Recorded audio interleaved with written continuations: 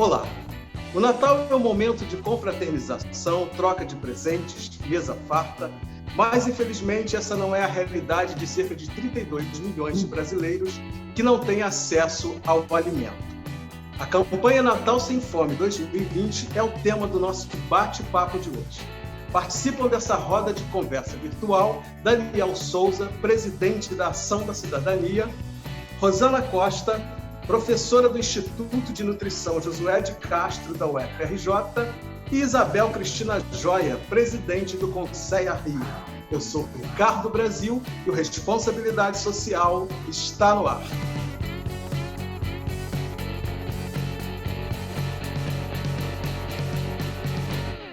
Olha, eu queria muito agradecer a presença de vocês. Rosana, muito obrigado pela presença. Imagina, eu que agradeço a possibilidade de estar debatendo sobre esse tema de tanta importância e relevância para a gente. Daniel, muitíssimo obrigado aí pela sua participação nesse papo hoje. É um prazer e uma alegria estar aqui com vocês.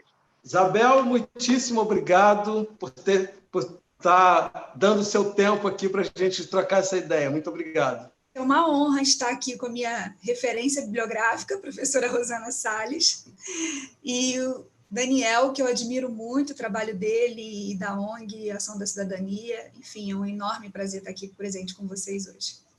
Daniel, essa campanha existe anualmente desde 1993, é um projeto fantástico do teu pai, o nosso saudoso Betinho.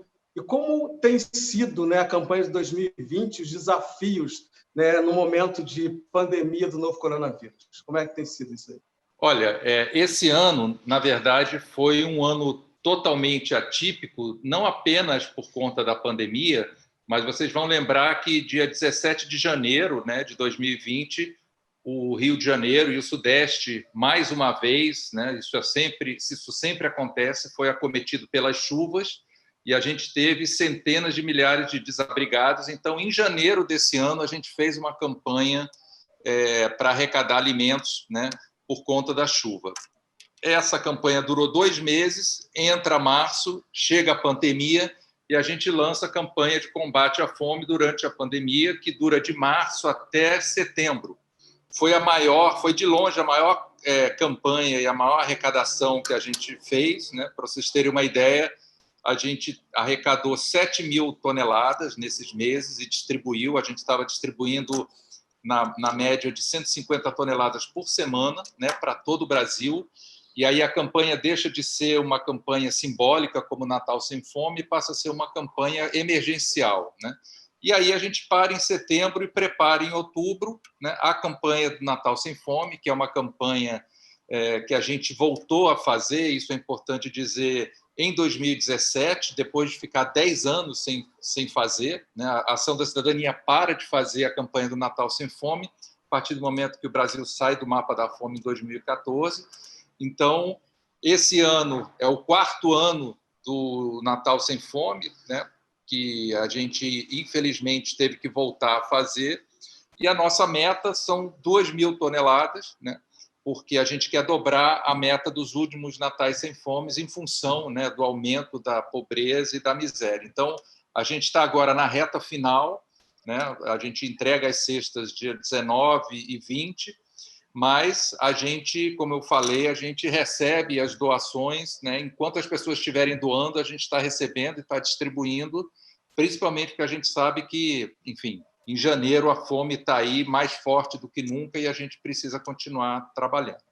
Eu queria saber de vocês, né, qual é a situação do Brasil atualmente no mapa da fome? Como o Daniel colocou, em 2017, não sei se ele vai lembrar, ele esteve com a gente num evento no Instituto de Nutrição da UFRJ, e eu estava também numa coordenação da mesa com ele, com Francisco Menezes, onde a gente comentou exatamente isso. A pesquisa de orçamento familiar estava indo a campo exatamente para voltar a ferir a insegurança alimentar no nosso país. Quando a gente colocou os dados e viu que a fome voltou, e num cenário ainda pior de uma série histórica, que foi em 2004, que, na verdade, o que aconteceu? A gente tem a aferição da insegurança alimentar a partir de uma escala, que é a escala brasileira de segurança alimentar. A insegurança alimentar, ela ajuda a gente a entender esse cenário da segurança alimentar e nutricional no Brasil, a partir de algumas classificações, na qual a insegurança grave, o que é isso que a gente viu? É exatamente esse diálogo com a fome. A gente tem uma escala, um gradiente. O que é importante entender? Que conforme você vai respondendo resposta positiva, você vai encontrando esse gradiente. E aí, o que a gente observou? Que a retomada da insegurança alimentar era muito maior do que quando a gente comparou em 2004, que foi a última medição, mas a insegurança grave estava voltando em patamares realmente elevados. Ou seja, não só a gente retomou a insegurança, mas retomou a patamares inferiores da primeira medição. Esse foi o grande alerta para a gente, que foi muito difícil voltar a falar disso, porque para a gente que trabalha e estuda, a gente tem essa função, né? Eu estou brincando que a Isabel brincou com a referência bibliográfica, mas a gente tem essa função de divulgar o dado, de colocar na imprensa, de colocar nas revistas nacionais e internacionais, mas é um incômodo muito grande voltar a falar que a fome voltou de um cenário muito ruim e agora, diante da pandemia, como o Daniel falou, no ano que vem esse cenário vai estar piorando, Ricardo. É difícil, né, conviver com retrocesso, né, principalmente num tema desse, né, quando a gente está falando de fome, né? Sim, é muito difícil. E esse retrocesso, o que é o retrocesso da fome? É um retrocesso da descontinuidade das políticas que nós tivemos de combate à fome e à miséria no nosso país. É inegável, não tem como não admitir isso. De 2003, 2004 para cá, nós tivemos uma sequência de políticas que fez com que você tivesse a população saindo, principalmente na miséria, entrasse em segmentos que pudesse ter um acesso a uma alimentação não é ainda adequada. Tá? Isso não tem como a gente dizer que acabou a fome, mas melhorou muito a parcela da população na condição de miséria, de pobreza extrema. E esse retrocesso é um reflexo do que a gente encontrou desse retrato do país de 2018. É claro que agora esse cenário, certamente está pior. Então, eu quero ouvir Isabel ainda nesse bloco para a gente fazer um intervalo. Vamos lá, Isabel, por favor. Então, é como a Rosana pontua, né? A gente acompanha esses dados até para poder ter parâmetros, né, de onde priorizar as ações e os escassos recursos que chegam para a gente atuar. Mas, sem dúvida, é muito nítido que o problema aumentou demais, né? O problema, a falta de acesso a um alimento em quantidade e em qualidade, porque quando a gente está falando de segurança alimentar, a gente não dissocia, né? A gente está sempre muito preocupado que as pessoas tenham acesso ao alimento, mas que não seja qualquer alimento, que seja um alimento de qualidade. E aí a gente percebe, com todos os dados que a gente tem disponíveis hoje, tanto da POF, como estimativas de número de pessoas em situação de rua, que a situação é muito alarmante, né? Dos mapeamentos mais difíceis de fazer é justamente esse, de pessoas em situação de rua. E a gente tem estimativas, até das ONGs que trabalham diretamente com essas pessoas, que o país já tem 222 mil pessoas em situação de rua, e na cidade do Rio de Janeiro, 20 mil pessoas. Então, isso é uma coisa muito angustiante, porque a gente vê os dados e a gente vê pessoalmente, quando a gente sai à rua, o quanto que aumentou, né, o número de pessoas, de famílias inteiras.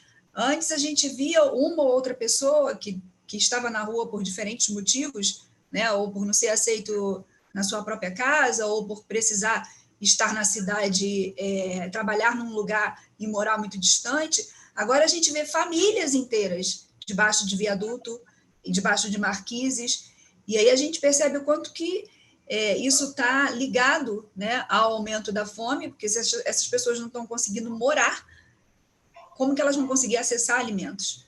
Né? Então, realmente é uma situação muito preocupante, que nos deixa indignados e, ao mesmo tempo, nos motiva a querer transformar essa realidade. Né? A gente não pode só ficar indignado, a gente precisa partir para a ação. Pois é, uma situação bastante complicada, né?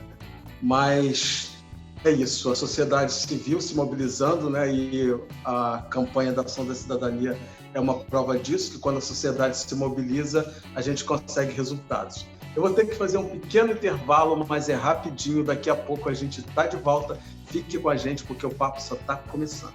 É um crime contra, né, a população brasileira, é um crime, principalmente contra as pessoas que mais precisam do governo e que estão vendo essas políticas públicas serem desmontadas no momento em que, inclusive, dizem que não vai ter auxílio emergencial. Então, assim, é absolutamente perverso e cruel, né, o que está acontecendo em termos de combate à miséria e à fome nesse país.